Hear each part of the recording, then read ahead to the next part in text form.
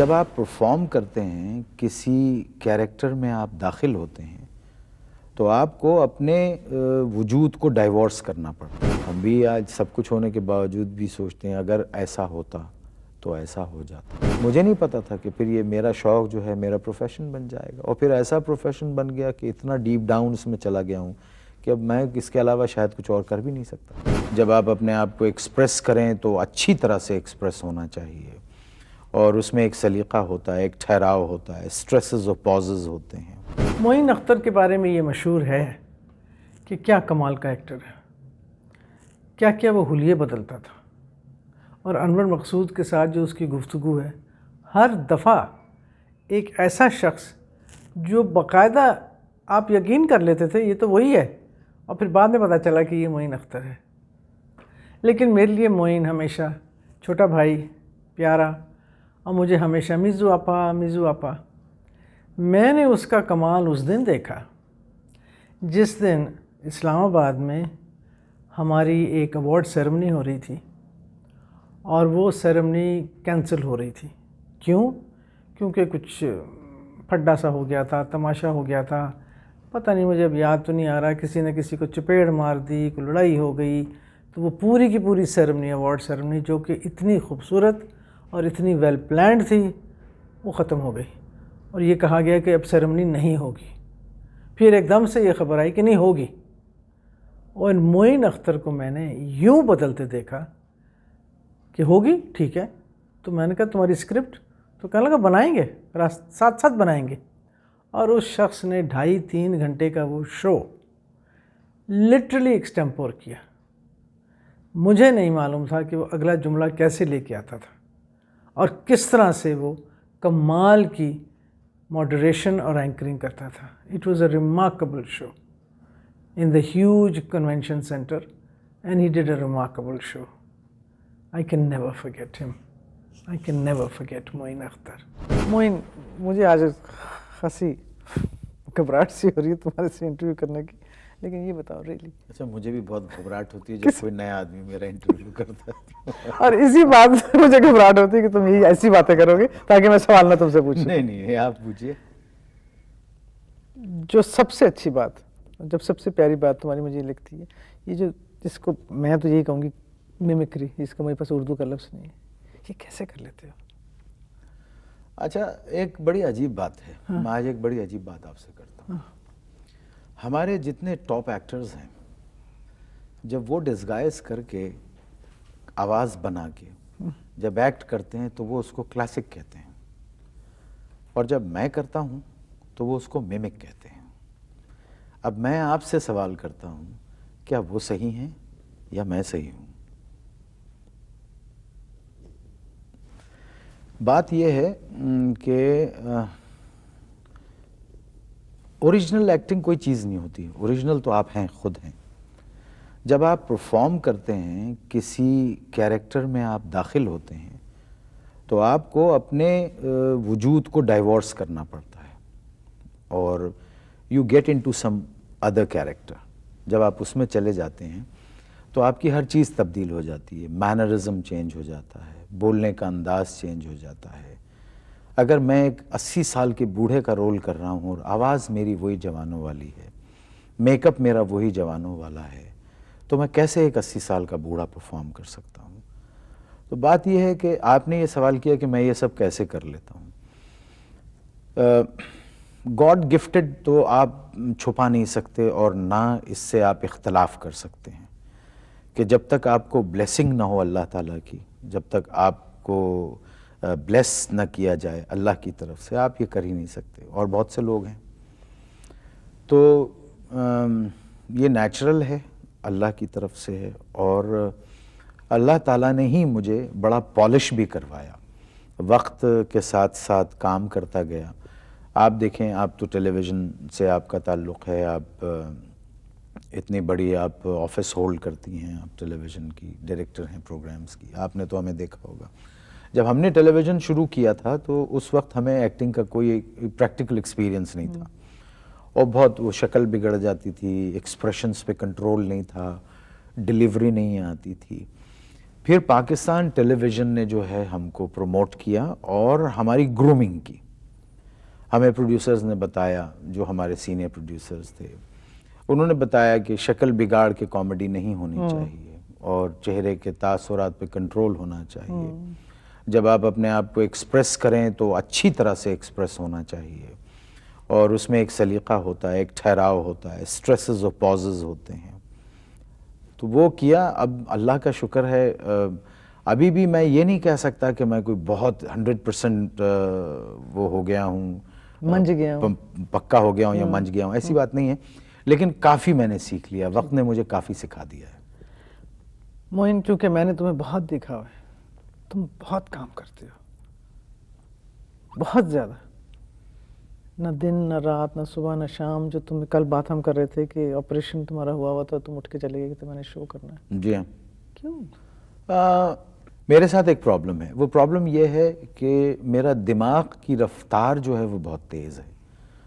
میرا دماغ سوتا نہیں ہے. میرے ساتھ یہ ایک بڑی پرابلم ہے. دماغ سوتا نہیں ہے، اس لیے مجھے نیند کی گولیاں کھانی پڑتی ہیں جس سے مجھے نیند آ جاتی ہے، سکون ہو جاتا ہے اور سو جاتا ہوں. اور جب تک جاگتا رہتا ہوں کچھ نہ کچھ کرنے کی جستجو جو ہے وہ دل میں رہتی ہے. میں فارغ نہیں بیٹھ سکتا. فارغ بیٹھتا ہوں بیمار ہو جاتا ہوں. تو اس لیے اچھا، دوسری بات، ہمارے ملک میں ایک اور بڑی پرابلم ہے کہ جب میرا بائی پاس ہوا تو اس کے بعد اگر آپ میرا کریئر اٹھا کے دیکھ لیں تو میں نے زیادہ کام کیا. اس لیے زیادہ کام کیا ہے کہ اگر ذرا بھی کم کر لیتا تو پھر لوگ پتہ ہے کیا کہتے، اے بیچارہ ختم ہو گیا، بیچارہ کیا اچھا آرٹسٹ تھا اور سرجری کے بعد دیکھیں نا کیسا ہو گیا ہے، بیچارہ کام ہی نہیں کر پا رہا یہ وہ. تو میں نے اس چیز کو واش آؤٹ کرنے کے لیے، لوگوں کے ذہن سے اس کو نکالنے کے لیے میں نے بہت کام کیا اور اللہ تعالیٰ نے میری بڑی مدد کی، بڑی مجھے ہمت دی اس نے اور طاقت دی اور انرجی دی کہ میں نے کام کیا. تو میں کام کے بغیر رہ نہیں پاتا. ابھی بھی 24 گھنٹے میں سے میرا خیال ہے 18 گھنٹے 17 گھنٹے تو میں مصروف رہتا ہوں. اور ایک بہت اتنی پرانی بات تو نہیں ہے، لیکن بہت دن پہلے معین اختر صرف معین اختر تھا، اسے کوئی نہیں جانتا تھا. ایک سڑک پہ جاتا تھا کوئی، اور پھر ایک دن معین اختر بن گیا. یہ جو ٹرانزیشن تھی، اس نے تمہیں کیا دیا؟ اس نے مجھے اور جھکاؤ دے دیا. میں بہت ہمبل ہو گیا. جو پہلے کرختگی تھی مجھ میں وہ ختم ہو گئی اور دنیا کو میں بہت سچائی سے دیکھنے لگا کہ ایک ایسا آدمی جس کے نہ کھانے کا ٹھکانہ، نہ کپڑے پہننے کا ٹھکانہ، نہ رہنے کے لیے اچھا گھر، نہ چلانے کے لیے کوئی گاڑی، اور فاقہ مستی اور مالی پریشانی. ایسا تھا نا؟ ہاں بالکل. تو جب ایسے میں اچانک سب کچھ اس نے مجھے دیا تو یہ بڑی آزمائش ہے. میں اگر آپ کہیں تو میں قرآن کی آپ کو ایک آیت کا ترجمے کا مفہوم بتاتا ہوں. اللہ تعالیٰ نے کہا جس کو ہم نے بہت دیا ہے وہ یہ نہ سمجھے کہ ہم اس سے خوش ہیں، اور جس کو نہیں دیا ہے وہ یہ نہ سمجھے کہ ہم اس سے ناراض ہیں. دراصل دونوں کی آزمائش ہے. تو یہ ایک آزمائش ہے کہ آل آف اے سڈن گمنامی کے اندھیرے میں سے لائم لائٹ میں لا کے اس نے مجھے کھڑا کر دیا. اور پاکستان کے جو چند مشہور لوگ ہیں ان میں الحمدللہ ایک میرا نام بھی آ گیا. تو یا تو میں ذہنی طور پہ بالکل مفلوج ہو جاتا، دماغ میرا خراب ہو جاتا، لوگوں سے بدتمیزی کرنا، چھوٹوں کو چھوٹا نہیں سمجھنا، غریبوں کو نزدیک نہیں آنے دینا، اپنی اوقات سے باہر نکل جانا. اللہ کا شکر ہے ایسا سب کچھ نہیں ہوا. اس نے مجھے بڑی اسٹیبلٹی دی شہرت نے، اور شہرت سے میں بڑا کیئرفل ہو گیا. مطلب کہیں جانے میں، کہیں آنے میں مجھے ہر وقت یہ احساس رہتا ہے کہ میں اس ملک کا ایک نون آدمی ہوں. مجھ سے کوئی ایسی حرکت یا کوئی ایسی غلطی نہ ہو جس سے لوگ مجھ پہ انگلی اٹھائیں. اور میں جب تک زندہ رہنا چاہتا ہوں ایک رول ماڈل کی حیثیت سے، کہ لوگ کہیں کہ دیکھیں صاحب اللہ نے اس آدمی کو اتنی شہرت دی ہے، اتنا نام دیا ہے، اتنا سب کچھ ہے، لیکن آپ یہ دیکھیے کتنا کیئرفل رہتا ہے. کام نہیں ہے تو گھر سے باہر نہیں نکلتا. اگر ایک ہفتہ کام نہیں ہے تو ایک ہفتے گھر سے باہر نہیں نکلتا. ایک مہینہ کام نہیں ہے تو ایک مہینہ گھر سے باہر نہیں نکلتا.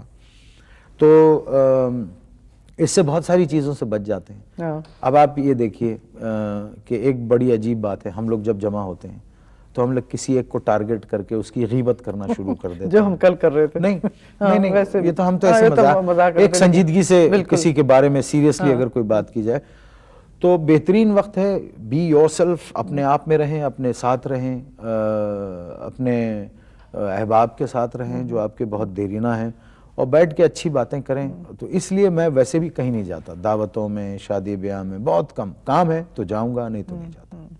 یہ بتاؤ معین، یہ کام ایسا ہے جب شروع میں تم نے شروع کیا تو بالکل دل لگا کے، جان لگا کے، وقت دے کے، نہ صبح نہ شام نہ اتوار نہ بقرعید نہ عید نہ کچھ، خاندان کو وقت اتنا زیادہ دے نہ پائے؟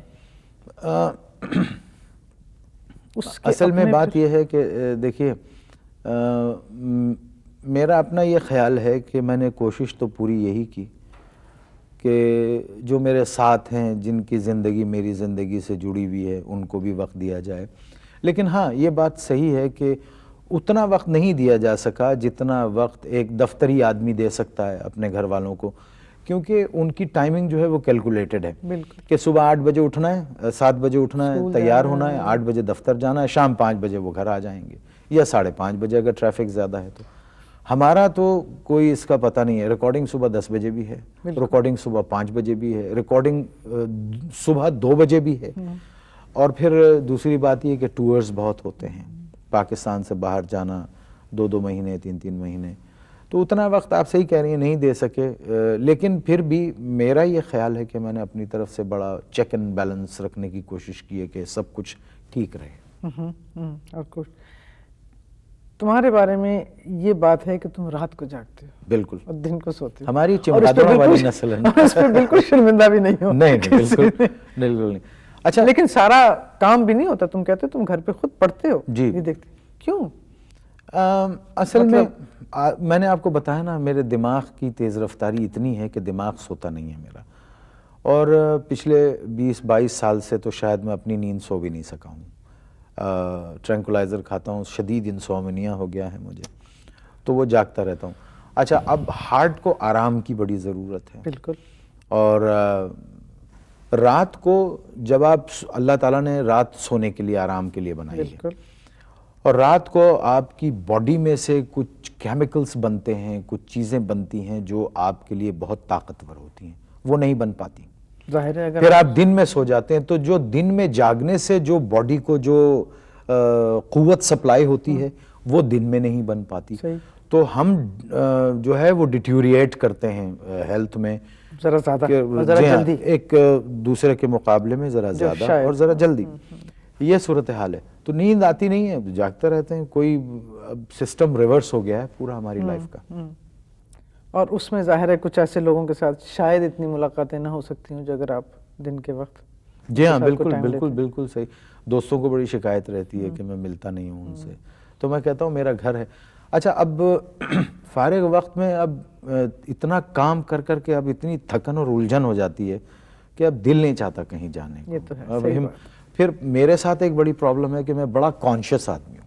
مطلب کانشیس سے مراد یہ کہ اب عموماً لوگوں کو دیکھا ہوگا جو پہنے ہوئے پہن کے نکل گئے گھر سے، شیپ بڑا ہوا ہے، بال الجھے میں. میرے ساتھ یہ بڑی پرابلم ہے. میں جب مجھے کہیں جانا ہے تو میرا وہ عورتوں والا سنگھار ہوتا ہے کہ پراپر سوٹ ہونا چاہیے، آئرن پراپر ہوا ہوا ہونا چاہیے، بال سنورے ہوئے ہونے چاہیے، شیو ہوا ہوا ہو. تو وہ میرے لیے ایک پروسیس ہے، ایک اذیت ہے. تو میں کوشش کرتا ہوں کہ مجھے بلا وجہ جو ہے اس اذیت سے نہ گزرنا پڑے. تو اس لیے نہ ہی جاؤں تو اچھا. ہاں، کیونکہ گھر میں تو جو مرضی پہن لو. پھر بالکل گول ہو جاتا ہوں. گھر میں تو بالکل فقیروں کی طرح رہتا ہوں. یہ بتاؤ معین، یہ سب باتیں ٹھیک ہیں، دماغ نہیں سوتا، لیکن کوئی وقت تو ایسا ہے جو آرام کا ہے، یا کوئی وقت ایسا ہے جو سکون کا ہے.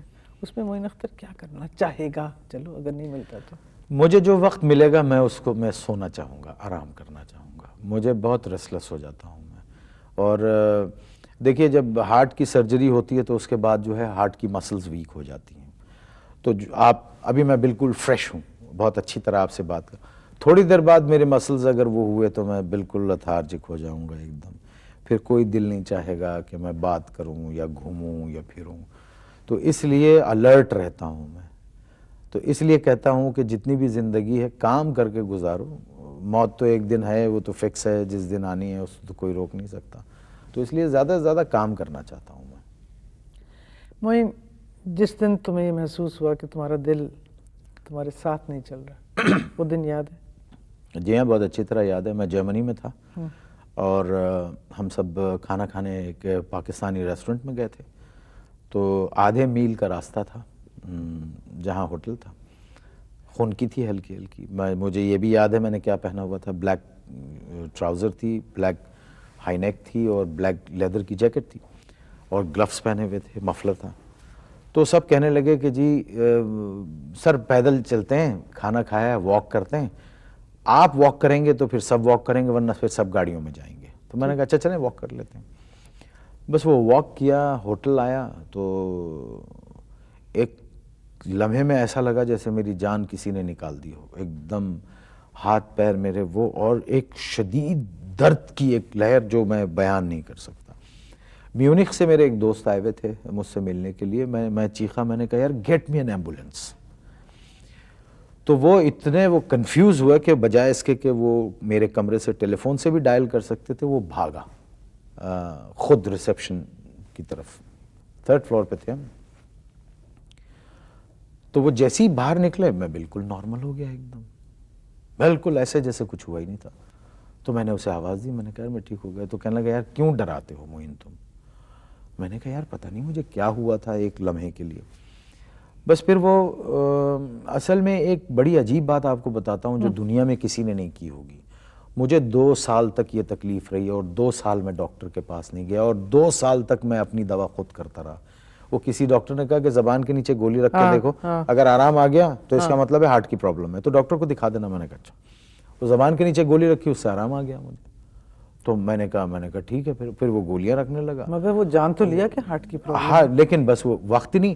یہاں سے آسٹریلیا جانا ہے، وہاں سے آنا ہے، امریکہ جانا ہے، وہاں سے آنا ہے، کینیڈا جانا ہے، ادھر جانا ہے، ادھر جانا ہے، دنیا بھر میں گھومنا ہے. ٹائم ہی نہیں تھا. اب میں نے کہا اگر میں ہاسپٹلائز ہو گیا تو یہ سارا جو ہے یہ کام خراب ہو جائے گا، پیسے سے جو ہے اس کا نقصان ہوگا. نقصان بالکل. ہاں اب میں بہت ہی لاپرواہ آدمی ہوں. اللہ والا بھی ہوں، اللہ پہ میرا بیلیف بہت ہے، تو اس لیے شاید میں لاپرواہ بھی ہوں. تو وہ 2 سال تک زبان کے نیچے گولی رکھتے رکھتے. اچھا ایک دن یہاں شو ہو رہا تھا ایک ہوٹل میں، تو میں ایک اسکٹ کر رہا تھا. اسکٹ کرتے کرتے ایک دم سے میں سلو ہو گیا بالکل ایک دم. And everybody sitting there could feel کہ this man is not all right and کچھ پرابلم ہوئی ہے کوئی. میں کرتے کرتے اس اسکٹ کو شارٹ کیا اور علی حیدر کا اناؤنسمنٹ کر دیا اور میں پیچھے آ گیا. تو میں نے جو پروموٹر تھے میں نے کہا I would like to go to hospital فوراً. تو وہ ہاسپٹل لے گئے. تو ڈاکٹر نے چیک اپ کیا، سارا کچھ وہ کیا. اور دوسرے دن جب انہوں نے میری اینجیوگرافی کی تو مجھ سے کہنے لگے میں آپ کے والد سے بات کرنا چاہتا ہوں. میں نے کہا آپ مجھ سے بات کیجئے، بیمار میں ہوں، میرے والد صاحب کو کیوں پریشان کر رہے ہیں. تو پھر انہوں نے کہا، کہنے لگے کہ معین اختر صاحب بات یہ ہے کہ آپ you are sitting on a time bomb. اور کہنے لگے کہ مجھے حیرت ہے کہ آپ سارا کام اس طرح کرتے رہے، آپ کا اندر سے سب بلاک ہے. اور کہنے لگے کسی وقت بھی اگر آپ کو اٹیک ہوا نا تو بہت میسو ہوگا، اور ابھی جو آپ کو ہوا ہے یہ وارننگ ہے اور آپ کا ہارٹ ڈیمیج نہیں ہوا ہے، ہم فوراً بائی پاس کریں گے. میں نے کہا جی کر دیجیے. تو لوگوں نے کہا میرے دوستوں نے کہ فلاں جگہ کرا لیں، انگلینڈ چلے جائیں، امریکہ چلے جائیں. اس وقت کے جو پرائم منسٹر تھے انہوں نے، ان کے بھائی نے مجھ سے کہا کہ سرکار آپ کا پیسہ دے گی. تو میں نے کہا صاحب میں خیراتی پیسہ سے علاج نہیں کراؤں گا، وہ پیسہ سرکار کا ہے، پبلک کا ہے، ان کے لیے استعمال کریں. میں نے کہا میں یہیں کراؤں گا پاکستان میں. پاکستان میں بہت اچھے ڈاکٹرز ہیں، ہم لوگ کمپلیکس لوگ ہیں کہ جی انگلینڈ جائیں گے تو بچ جائیں گے، ایسا تھوڑی ہے. موت اگر ہے تو انگلینڈ میں بھی ہے، امریکہ میں بھی ہے، یہاں بھی ہے. تو میں نے یہیں آپریٹ کروایا کارڈیو ویسکولر میں، جس کو لوگ خیراتی ادارہ کہتے ہیں. لوگوں نے کہا کہ جی یہاں کی ہائیجینک کنڈیشنز ٹھیک نہیں ہیں، یہاں پر وہ ہو جاتا ہے اور انفیکشن ہو جائے گا. اور میں نے کہا ڈزنٹ میٹر، یہ سب کچھ کسی جگہ بھی ہو سکتا ہے. میں نے ان سے رحمان صاحب سے پوچھا جو ہمارے سرجن تھے. میں نے کہا صاحب فلاں جگہ پہ انفیکشن کی کیا چانسز؟ انہوں نے کہا وہاں بھی ہیں، وہاں انہوں نے کہا وہاں بھی ہیں. میں نے کہا پھر یہیں کر دیں. تو یہ اس طرح ہوا. اب اللہ کا شکر ہے. اس کے بعد ایک گڑبڑ اور ہوئی ایک دفعہ امریکہ میں. اب تھوڑا سا پرابلم تو نہیں، محتاط نہیں ہوا، احتیاط نہیں کرتا. لکھا ہوا ہے بس. سگریٹ بھی پیتے ہو؟ بالکل سگریٹ بھی پیتا ہوں. وہی کام کا سٹائل ہے سب بالکل ویسی، وہی لائف ہے، ویسی ہی تیز گاڑی چلاتا ہوں. ویسے ہی دن بھر کام کرتا ہوں، ویسے ہی تھکتا ہوں، ویسے ہی ایگزرٹ ہوتا ہوں، وہ چین نہیں ہے مجھے، بے چین آدمی ہوں، چین ہی نہیں ہے مجھے، ادھر بھاگ ادھر بھاگ. میں نے تمہیں 10,000 کے مجمع کو کنٹرول کرتے ہوئے دیکھا. الحمدللہ.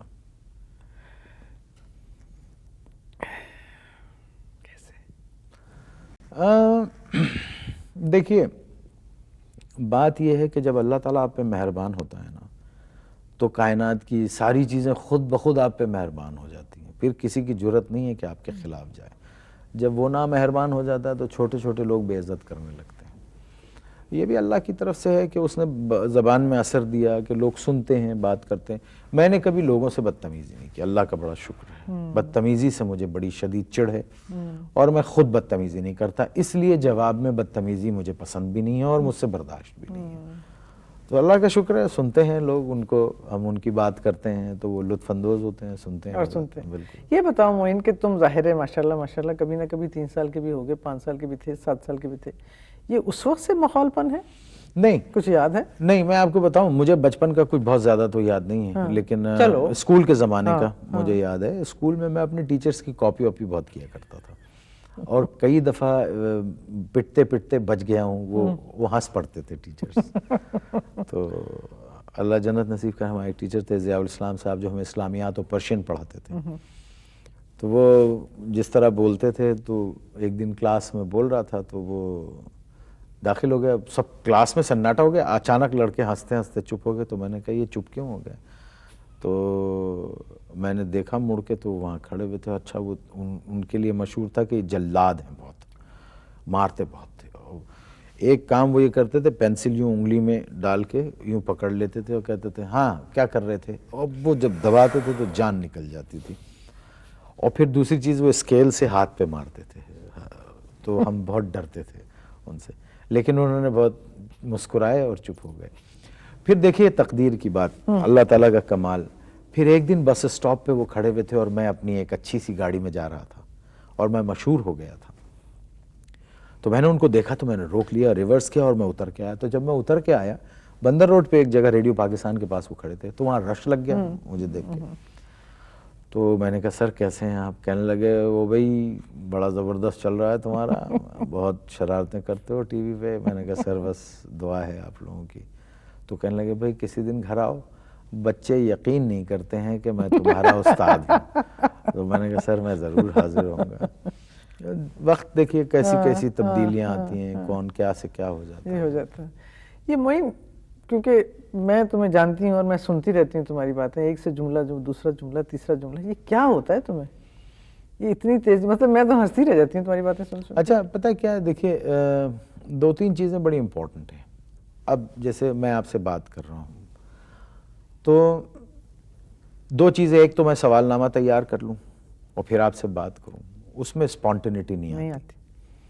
دوسری بات یہ کہ میں انتظار کروں کہ آپ کا جو جواب ہے، پہلا سوال میں آپ سے کروں، جب آپ جو جواب دیں اس جواب میں سے میں نے آپ کے لیے سوال نکالنا ہے. تو میں یہ کام بہت کرتا ہوں کہ آپ نے جس جواب دیا اسی جواب میں سے کوئی ایک چیز کمزوری کو پکڑ لیا، اب اسی سے بات چیت شروع کر دی، پھر وہ آمد ہونا شروع ہوتی ہے.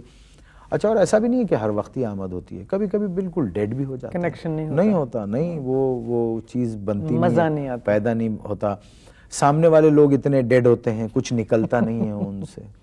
تو یہ چلتا رہتا ہے، ڈال ڈال کے. بالکل. معین کیسا باپ ہے؟ I am a very loving father, اور میرا خیال یہ ہے کہ my children are my best friends and I am their best friend. اور ان کو کوئی پرابلم ہوتی ہے تو پہلے تو اتنا نہیں لک آفٹر کر پاتا تھا کیونکہ کام بہت تھا. اب ذرا ٹریولنگ میں نے کم کر دی ہے. جی ہاں، کیونکہ ٹریول اسٹریس جو ہے وہ سب سے زیادہ ہوتا ہے، وہ دیر تک رہتا ہے، بہت دیر تک رہتا ہے. اور پھر لمبی فلائٹ کرتے ہیں. تو اب زیادہ ان سے وہ ہے، دوستی تو ہمیشہ سے رہی ہے. I am a good father, I think that's what I think. اور شوہر؟ وہ بھی ٹھیک ہوں، بالکل صحیح ہوں. اور یہ تو آپ بیوی سے سوال کریں، وہ بتا پائیں گی کہ وہ تو ان کو کبھی میں سمجھتی ہوں دیکھنے کا اتنا زیادہ موقع ہی نہیں ملا میرے خیال میں، یا تو وہ آتی نہیں ہے، نہیں وہ خود بھی کہیں نہیں جاتی. پرائیویٹ سے. Any regrets Moin? کچھ نہیں، life is full of desires and regrets, اور ہوتی ہیں انسان کو بڑی ڈیزائرز ہوتی ہیں بعض چیزوں کی جو نہیں پوری ہوتی. انسان جو ہے بڑا ناشکرہ ہے اور نامکمل ہے، اور ہم بھی آج سب کچھ ہونے کے باوجود بھی سوچتے ہیں اگر ایسا ہوتا تو ایسا ہو جاتا، اگر میں ہالی ووڈ میں ہوتا تو میں یوں ہو جاتا، اگر میں فلاں جگہ ہوتا تو میں ایسا ہوتا، اگر فلاں قسم کا ساتھی ہوتا زندگی میں تو میں ایسے رہتا. یہ سب بیکار کی باتیں ہیں. انسان کبھی مطمئن ہوتا نہیں ہے. آپ کو ایک بہت اچھی چیز مل جائے گی تو آپ اس سے بہتر کی تلاش میں ہوں گے، جب وہ مل جائے گی تو اس سے اچھی کی تلاش میں ہوں گے. Human is never satisfied, human being is never satisfied. یہ کبھی نہیں ہوتا. لیکن اگر مجھے کوئی ریگریٹ نہیں ہے. 30 35 40 سال پہلے دیکھیں، اب آپ دیکھیں نا اس آدمی کو کیا ریگریٹ ہو سکتا ہے جس کے پاس کچھ بھی نہیں تھا، اسے اللہ تعالیٰ نے سب کچھ دیا، اور پھر میں کہوں کہ میری زندگی میں یہ رہ گیا، کمی رہ گیا. کچھ نہیں، اللہ کا شکر ہے. لیکن 40 45 سال پہلے معین اختر نے کبھی سوچا تھا؟ اس وقت کیا خواب کبھی بھی نہیں. مجھے یہ شوق ہی نہیں تھا. یہ دیکھیے کلاس میں شرارتیں کرنا، یہ کرنا، یہ تو سبھی کرتے ہیں. مجھے آپ بتائیے 14 کروڑ کی آبادی ہے، کیا 14 کروڑ کے 14 کروڑ سٹوڈنٹس جب اسکول میں بچے تھے سب لائق فائق ہیں، سب لائق فائق نہیں؟ ایسا نہیں، سبھی شرارت کرتے تھے. لیکن مجھے یہ کبھی نہیں تھا کہ میں ایکٹر بنوں گا یا میں فلم میں آؤں گا یا میں ٹی وی پہ آؤں گا. سوال ہی، مجھے پتہ ہی کچھ نہیں تھا، نہ یہ کام آتا تھا، نہ اس کا کوئی ایسا شوق تھا. بس شرارتیں کرتا تھا تھوڑی بہت، جو ایک لمٹ میں ایک شریفانہ شرارت جو ہوتی تھی وہ کیا کرتا تھا. مجھے نہیں پتا تھا کہ پھر یہ میرا شوق جو ہے میرا پروفیشن بن جائے گا، اور پھر ایسا پروفیشن بن گیا کہ اتنا ڈیپ ڈاؤن اس میں چلا گیا ہوں کہ اب میں اس کے علاوہ شاید کچھ اور کر بھی نہیں سکتا.